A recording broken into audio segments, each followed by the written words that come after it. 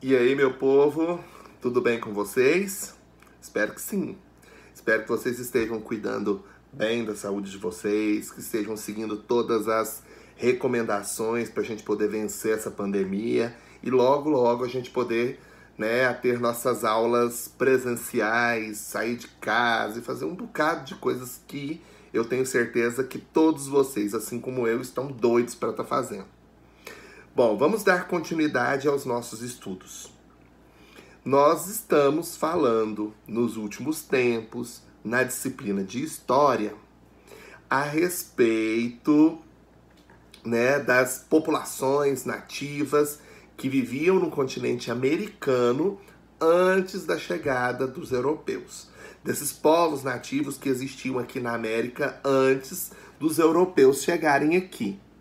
Bom, nós já falamos a respeito da civilização maia, já falamos a respeito da civilização asteca e falaremos hoje a respeito de um grande império.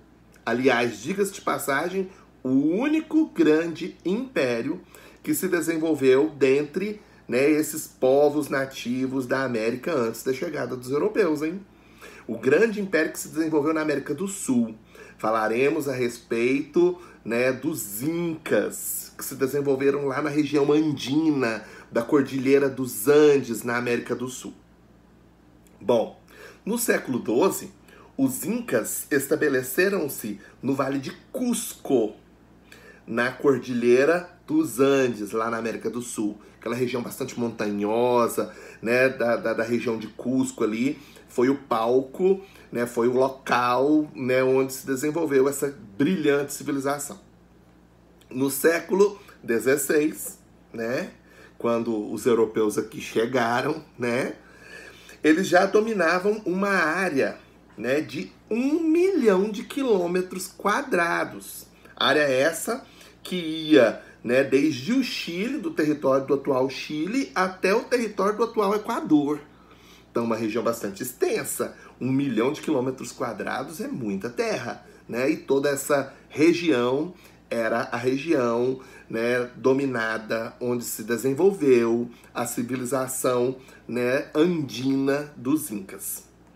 As cidades mais importantes do Império Inca era a cidade de Cusco, que era o centro político, a capital política do Império Inca, e a cidade de Machu Picchu, que era o centro religioso, capital religiosa do Império Inca. E, diga-se de passagem, refúgio dos Incas para todo e qualquer momento em que a civilização estava sob alguma ameaça. Inclusive, eles usaram a cidade de Machu Picchu para se esconder dos espanhóis inúmeras vezes.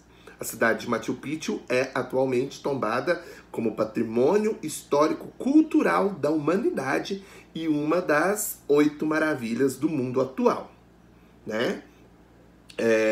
Eles constituíam, os Incas, ainda continuando a falar sobre eles constituíam uma monarquia teocrática. O que vem a ser isso? Uma monarquia teocrática é aquela em que o rei, o líder, ele é ao mesmo tempo líder político e religioso. Ele domina, ele mistura esses dois poderes. O rei, ele tem o domínio político, mas ao mesmo tempo também tem o domínio religioso. Ele é considerado uma divindade viva. E assim era com o rei dos Incas, O soberano do Império Inca era chamado de Inca ou de Sapa Inca, que significa o único Inca. Ele era considerado o filho do Deus Sol, a principal divindade da civilização Inca. A sociedade Inca, como que ela era?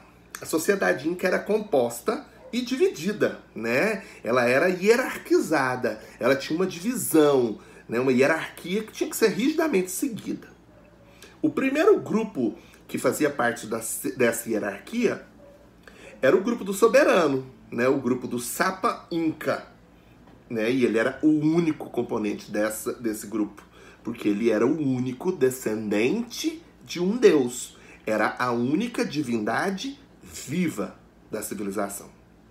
O segundo grupo dessa hierarquia, nós podemos dizer que era a nobreza, ou seja, o grupo dos proprietários de terra e a família, né, do Sapa Inca, a família do Inca, a família do rei.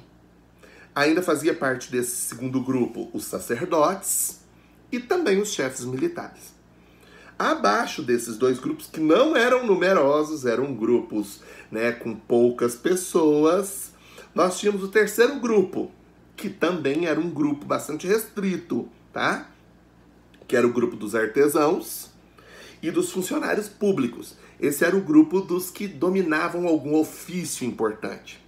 Então, esses três primeiros grupos eram grupos pequenos, que constituíam aproximadamente 3% da sociedade inca. Agora, o grupo numeroso é o quarto grupo, né? É o grupo mais numeroso, é o grupo com o maior número de pessoas, né? O quarto grupo chegou a ter 95%, de 95% a 97% da população inca, de toda a população inca, né? E era composto por camponeses e por soldados. Então essa era a hierarquia social do povo inca, do povo que constituiu o chamado Império Inca. Eles cultivavam milho, batata doce, abacate, quinoa, amendoim e batata. Então era um grupo que tinha agricultura como a sua base, mas eles também possuíam um comércio que era utilizado, né, para venda dessas mercadorias. Venda? Isso quer dizer que eles tinham moeda? Sim. Né?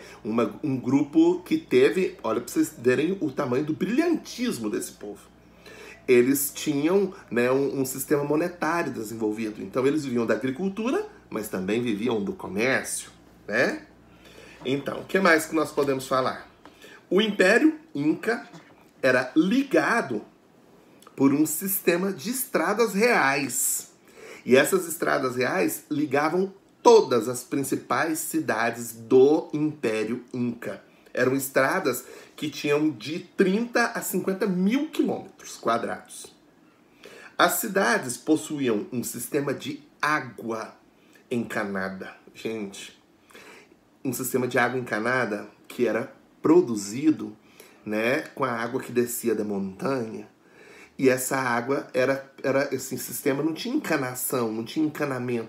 Ele descia das pedras, né? Eles construíam, né, o canal na pedra, na ligação entre as pedras. Essa ligação de uma pedra com a outra era tão perfeita que não permitia nem, né, que a água infiltrasse, passasse, né? E isso chegava a todas as casas das principais cidades do Império Inca. Muito importante isso.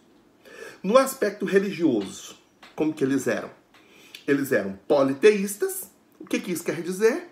Que eles acreditavam em vários e vários deuses, né? Eles acreditavam em várias divindades. Todas as divindades eram criadas por Wiracocha.